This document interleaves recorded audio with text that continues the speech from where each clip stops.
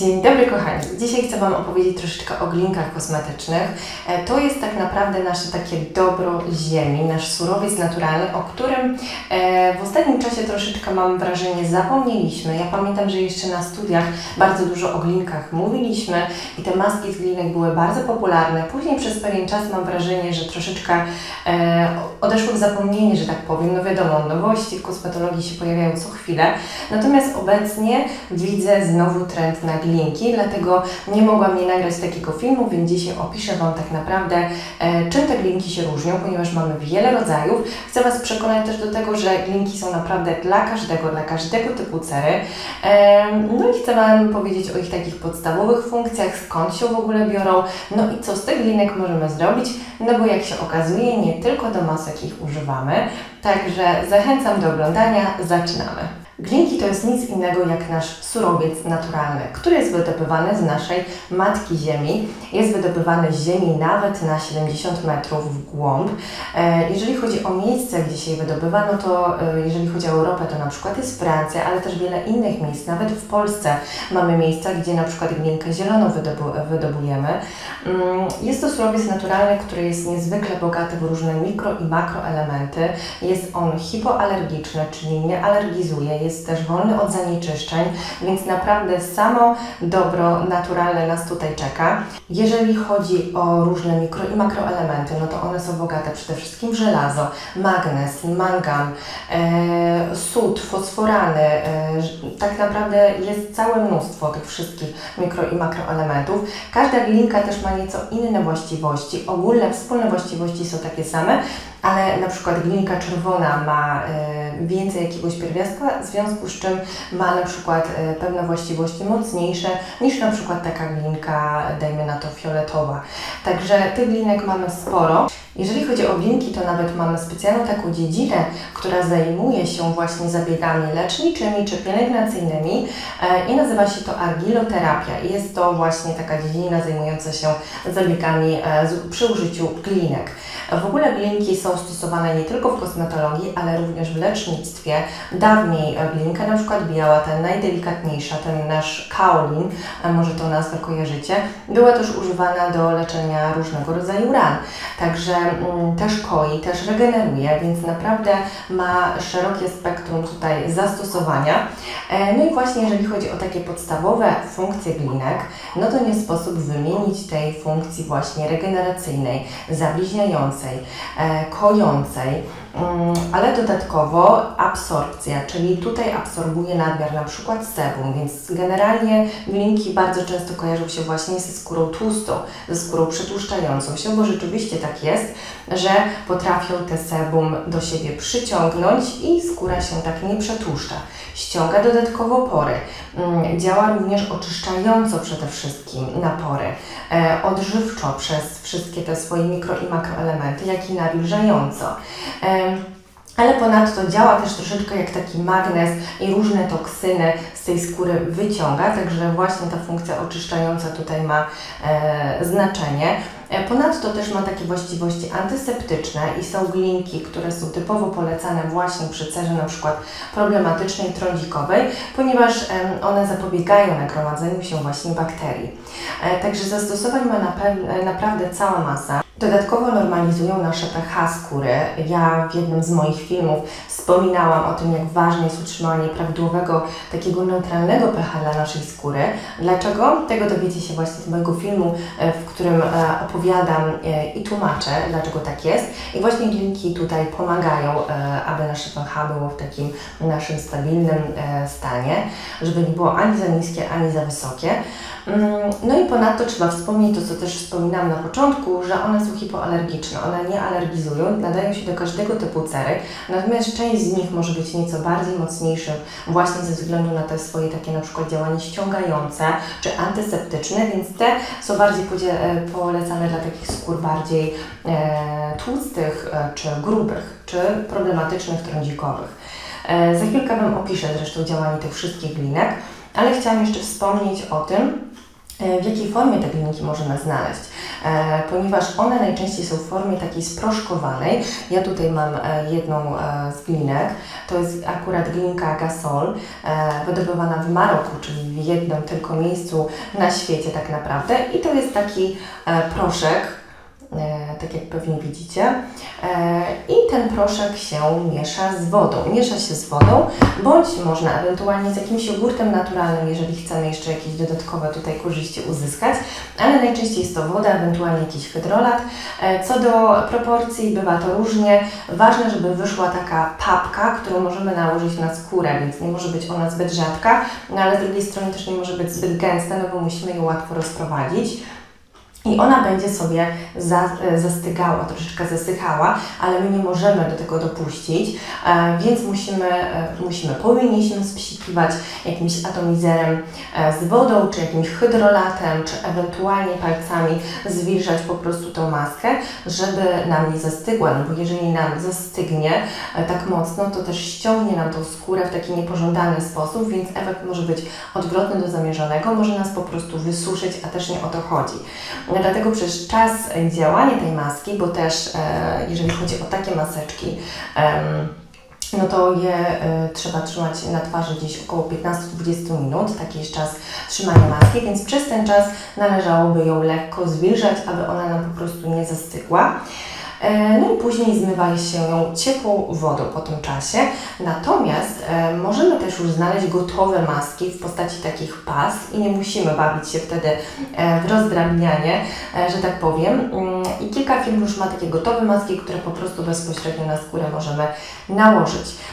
Co do jeszcze nakładania tej maski, to za chwilkę jeszcze wrócę do masek i w ogóle podam Wam też przykłady różnych firm, które takie maski sprzedają. Natomiast też jest to ważne, żeby tą maskę, jeżeli już przygotowujemy w takim proszku, nie wsadzać do jakiejś takiej metalowej, na przykład metalowego pojemniczka, czy metalową łyżką, żeby jej nie mieszać, ponieważ metal generalnie może tutaj właściwości glinki naszej zneutralizować, czyli po prostu nie będzie ona działała tak jak należy, więc najlepiej jakąś drewnianą szpatułką mieszać, czy w jakiejś, nie wiem, ceramicznej miseczce sobie tą maseczkę przygotować, więc to jest bardzo ważne. Unikajcie metalu, jeżeli chodzi o glinki. Zmyć ciepłą wodą, tak jak wspomniałam. Natomiast to jest pierwsza opcja, jeżeli chodzi o maski, ale glinki to nie tylko maski, to jest rzeczywiście taka najczęstsza forma, bardzo często jeżeli chcemy oczyścić pory, kiedy chcemy tą twarz też odświeżyć, kiedy chcemy zwęzić te pory, no to wtedy jak najbardziej kojarzy nam się to właśnie z maską glinkową. Natomiast glinką możemy również myć naszą twarz, do tego nadaje się taka jedna z najdelikatniejszych glinek, glinka biała, ponieważ glinek nie powinniśmy stosować na co dzień, a w ogóle masek na co dzień nie stosujemy. Mają one jednak zbyt mocne właściwości. Natomiast jeżeli chodzi o tą białą, najdelikatniejszą glinkę, możemy myć nią twarz na przykład rano. Wieczorem może niekoniecznie, ale rano dla takiego delikatnego odświeżenia, umycia, jeżeli mamy problem ze skórą przetłuszczającą się, no to glinka się również nada. Też przygotowujemy taką właśnie pastę, tylko że okrążnymi ruchami wmasowujemy ją w twarz, a później spłukujemy, no oczywiście po znacznie szybszym czasie niż po tych 20 minutach. Także to jest taka druga opcja użycia glinek. Natomiast glinki możemy również stosować na przykład przy kąpieli i dodać sobie troszkę tego proszku do kąpieli, ponieważ ona też pielęgnuje nasze ciało, więc jak najbardziej jest to możliwe, a nawet wskazane od czasu do czasu. Ponadto też peelingi z glinek też jak najbardziej są tutaj wskazane i bardzo popularne. Ponadto też mamy różne maski do włosów z glinkami, także te zastosowanie jest naprawdę bardzo szerokie, nie tylko w takich typowych maskach. Natomiast jeżeli chcemy typowo glinkę użyć właśnie do takiego oczyszczenia porów, takiego delikatnego ściągnięcia, i żeby te wszystkie makroelementy na nas zadziałały, to najlepiej kupić sobie taką właśnie maskę, która jest czystą glinką, czyli bez żadnych innych dodatków, ponieważ wiem, że są też takie kosmetyki, gdzie mamy troszkę glinki, a wiele innych składników i tak naprawdę ta glinka nie ma prawa tutaj zadziałać w takim stopniu, jak powinna, jeżeli nie jest czystą glinką. Więc najlepiej, jeżeli chcemy typowo zastosować glinkę, to kupmy glinkę bez żadnych dodatków, po prostu czystą glinkę. Jest tych wiele na rynku, także bez problemu możecie je dostać. Natomiast to, co jeszcze chcę wspomnieć, no to jak najbardziej do takiej czystej glinki możecie przy przygotowaniu tej mikstury dodać również na przykład kilka kropel serum, czy kilka kropel jakiegoś ulubionego oleju do twarzy. Wtedy jak najbardziej możecie sobie wzmocnić te Wasze efekty pielęgnacyjne, więc można. Jeżeli to jest kilka kropel, to jak najbardziej. Jeżeli robicie to samemu, ale mówię o takich gotowych produktach, gdzie tej glinki jest tam niewiele, no to wtedy no ona nie zadziała na Was tak, jak to zadziałała taka prawdziwa, czysta glinka. Więc to jest taki patent, że możecie kilka kropel właśnie tego serum bądź oleju dodać, ale generalnie mieszamy z wodą, mieszamy z hydrolatem, czy nawet z jogurtem naturalnym, różne są tego typu sposoby. Druga rada, to co wspominałam, psikamy wodą bądź hydrolatem, aby zwilżać ją w czasie, jeżeli tą maskę trzymamy na twarzy. Nie używamy metalowych łyżeczek, miseczek przy robieniu tej mikstury glinkowej. No i to są takie najważniejsze zasady. A za moment powiem Wam, jak dobrać glinkę do swojego rodzaju cery i do swoich problemów skórnych bądź oczekiwań. Firmy, które mogę Wam polecić do kupienia na przykład gotowych masek, to jest na przykład Asoa, która właśnie ma takie gotowe maseczki w formie pasty, którą bezpośrednio na skórę nakładamy. No właśnie, bezpośrednio na skórę to może trochę myląco brzmieć. Oczywiście na oczyszczoną skórę twarzy zawsze glinkę nakładamy na czystą skórę po umyciu buzi, kiedy ona jest już no, oczyszczona z makijażu i tym podobne, no to jak najbardziej wtedy nakładamy glinkę, więc to dla jasności na czystą skórę twarzy. Natomiast pozostałe firmy, to tak jak tutaj Wam pokazywałam, właśnie ja mam Znakomi i też mają bardzo szeroki wybór glinek. Natomiast też mamy taką firmę Bioline i tam też właśnie mamy takie sproszkowane glinki i jeszcze widziałam też różnego rodzaju glinki z Taupy. Oczywiście tych firm jest jeszcze więcej, no ale tutaj macie troszkę takich drogeryjnych, no i też takie możecie zamówić przez internet, także wybór jest całkiem szeroki. No i teraz właśnie przejdźmy do tego, jak wybrać glinkę pod swój rodzaj skóry. Zacznę może od tej glinki właśnie Gasol, która jest właśnie ze mną, ja ją zakupiłam jakiś czas temu. I to jest glinka, która jest wydobywana w Maroku, w jego północno-zachodniej części, w jednym miejscu tylko na świecie. I jest to glinka, która bardzo fajnie sprawdza się przy skórze takiej tłustej, trądzikowej, zwęża pory, oczyszcza bardzo ładnie, działa antyseptycznie, ale dodatkowo nadaje się też do skóry takiej wrażliwej czy suchej, tak jak na przykład moja, ponieważ nie wysusza tej skóry i rzeczywiście bardzo fajnie działa tak też kojąco dodatkowo. Jest nieco delikatniejsza, mam wrażenie, niż na przykład glinka zielona, bo glinka zielona nadaje się typowo do cery tłustej, do cery trądzikowej, jest mocno taka antyseptyczna, właśnie ściągająca, absorbująca sebum. Jest to glinka, która ma wiele jonów żelaza. Jest to glinka, która nawet u nas w Polsce jest wydobywana, bardzo popularna. Natomiast ona przy jakiejś takiej bardzo suchej skórze może ją nieco podrażnić, wysuszyć, więc raczej przy takich skórach mocniejszych, odporniejszych, tłustych bym ją polecała. Najdelikatniejsza glinka, o której też wspomniałam dziś na początku filmu, no to jest kaolin, czyli glinka biała, też nazwana glinką porcelanową.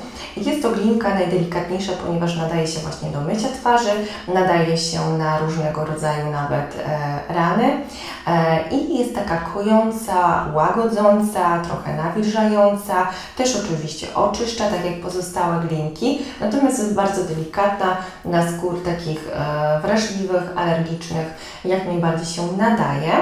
I następnie mamy glinkę czerwoną, która tak naprawdę jest takim troszkę połączeniem białej i zielonej z tego względu, że również bardzo dobrze oczyszcza, absorbuje sebum, ale jednocześnie bardzo fajnie sprawdzać przy cerach wrażliwych, przy cerach suchych. Ona tak nie wysuszy, nie podrażni nas. Dlatego też sprawdza się przy praktycznie każdej cerze, ale dodatkowo bardzo dobrze działa przy na przykład trądziku różowatym, czy przy cerach naczyniowych, ponieważ też dodatkowo uszczelnia naczynia krwionośne, więc to może nam się skojarzyć właśnie z czerwonym kolorem. Mamy też glinkę różową i to jest takie połączenie glinki białej z czerwoną, więc oba te właściwości ze sobą łączy, więc też raczej taka delikatniejsza glinka.